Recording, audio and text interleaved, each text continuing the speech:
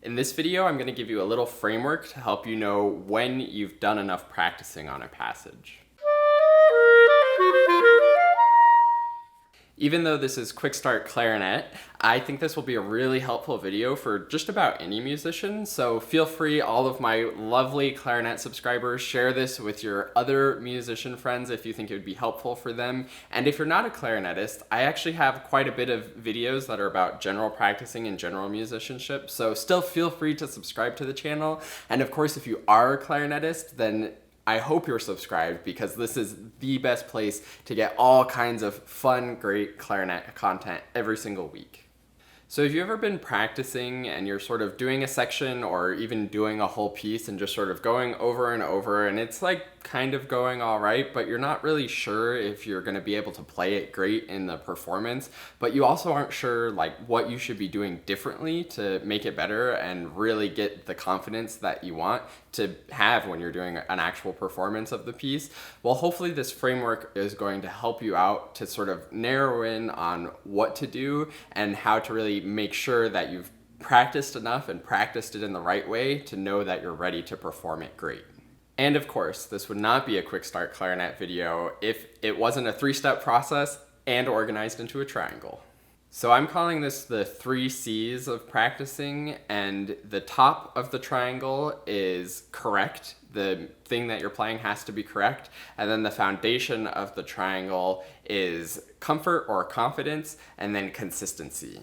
I originally wasn't going to organize this into a triangle, but I just couldn't resist because it works so well with comfort and confidence, and then consistency sort of being the foundation that build to it being correct. Now let's actually take a look at how this plays out in your practicing. So say that you're looking at a small passage of music, and as you're looking at it, you're playing through it, you're practicing it, you're doing all of the good stuff, getting the rhythm, getting the great sound quality, all of that stuff that I talked about in my hierarchy of things video from a previous week.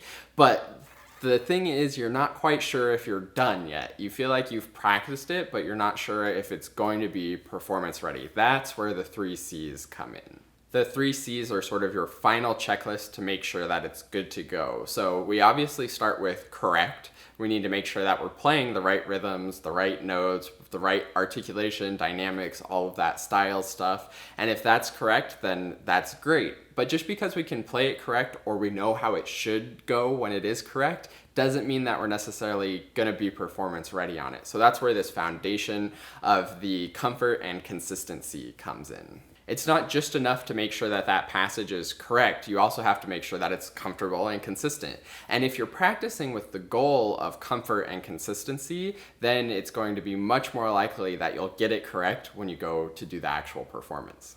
So the way that I think of this in my practicing is I take whatever passage I'm working on. It certainly isn't great to do this with a whole piece. Maybe at the very end you can do it with a whole piece of music, but we always, when we're practicing, want to be working in smaller chunks so that it's easier to get all the details and get it exactly how we want. So I would maybe be doing this with like one 8-bar phrase, and I start with making sure I know how it goes and can do everything correctly, and then I'll play it multiple times with the goal of being really comfortable and really confident. This may mean slowing it down, changing up some dotted rhythm exercises if it's a technical passage, maybe doing even smaller chunks, isolating it further and really getting the difficult things in it, and just sort of working through it, making sure that it's all really, really comfortable and I'm really confident about where I'm going with everything in the phrase. And once I'm comfortable and confident, then usually that leads to great consistency as well, where I can repeat it through several times and get exactly the interpretation I want, get it going consistently. If you're not comfortable, then that consistency is usually missing as well. So they all go really hand in hand with the comfort and confidence and the consistency, but we still want to practice it several times so that we know that we're consistent about it.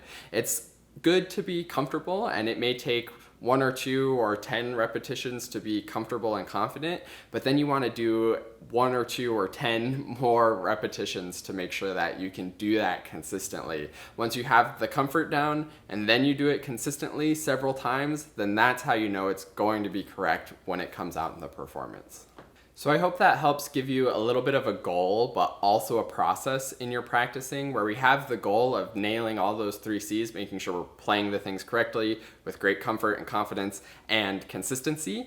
But it also gives you the process that you want to be working through as well. So as you're practicing, make sure that you're getting it correct, that you're feeling comfortable. So do whatever you need to do to make it feel comfortable. If that means going slower, working in smaller chunks, whatever it may be, make it comfortable, make it confident, and then just do that many, many times so it's consistent. And you can also work up the tempo so that you can get exactly the right tempo. That's part of being correct, and get that consistent as well, so that we're always sort of building that in the process, always getting it more correct, more comfortable, more consistent. And then once we reach that level of the 3 C's that we feel good about for a performance, then we know that we're done with that section. All right, now I know that you'll be able to go into the practice room and know exactly what you need to accomplish on each phrase of the music, and then putting it together and nailing the whole piece and getting it all performance ready. So go practice, go try it out, see how you like this concept of the 3 C's. Definitely leave a comment down below if you have any thoughts about how you're gonna implement this or how effective this has been for you. I always love hearing from people, and I also love hearing your ideas for videos. So feel free to comment with any questions that you have about clarinet playing, and I'll very likely make a video going over it, because I love making these kinds of videos and I love helping you with exactly what you're looking for. So thank you so much for watching this, and I look forward to seeing you in another video.